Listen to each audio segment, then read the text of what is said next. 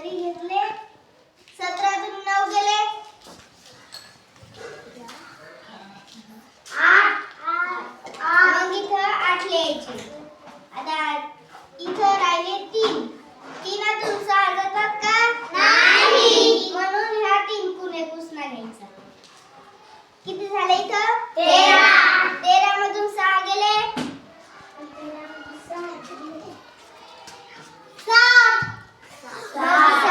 7 लिहायचे.